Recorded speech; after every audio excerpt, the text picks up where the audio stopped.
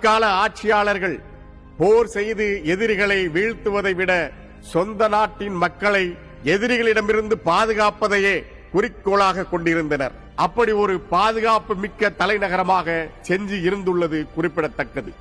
60 அடிகள் அகலமான கோட்டை சுவர், அதற்கு வெளியில் 80 அடி அகலத்தில் அகழி, அதை தாண்டி மலையும் காடுகளும் என இயற்கை அரண்கள் சூழ்ந்த செஞ்சி கோட்டையின் வடிவ அமைப்பையும் உறுதியையும் பாதுகாப்பையும் கண்டு வியந்த ஐரோப்பியர்கள் கிழக்கு உலகின் ட்ராய் என்று புகழாரம் சூட்டினர்.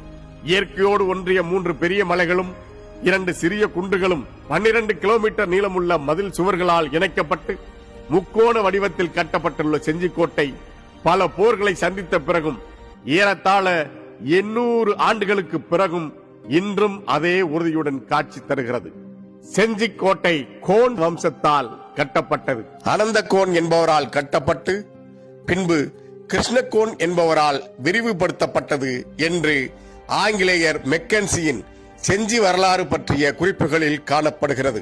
மேலும் வரலாற்று ஆய்வாளர் திரு செங்குட்டுவன், தொல்லியல் துறை ஆய்வாளர் திரு லெனின் மற்றும் ஓய்வு பெற்ற தலைமை ஆசிரியர் திரு முனுசாமி ஆகியோர் அடங்கிய குழு செஞ்சிக்கோட்டையின் கிருஷ்ணகிரி மலைக்கோட்டையில் ஆய்வு மேற்கொண்ட போது ராஜகோபால சுவாமி கோயிலில் கிபி 13ஆம் நூற்றாண்டை சேர்ந்த கல்வெட்டு ஒன்றை கண்டுபிடித்தனர்.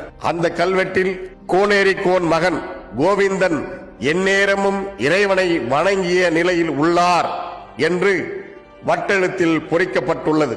கோனேரி கோன் ஆட்சி காலம் கிபி 1270 முதல் கிபி 1290 வரையிலானது.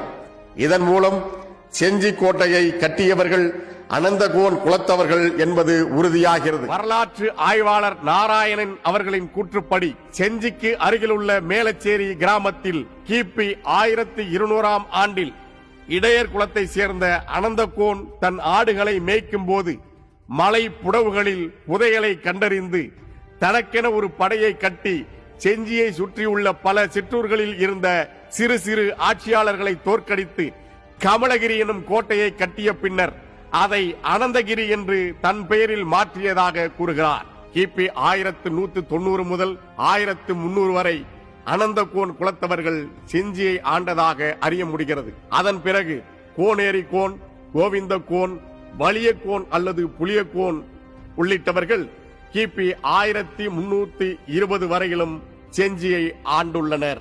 அதன் பிறகு கிபி 1320 முதல் 1330 வரை குறும்பர் குலத்தை சேர்ந்த கோபலிங்க கோன் இந்த பகுதியை ஆண்டதாகவும்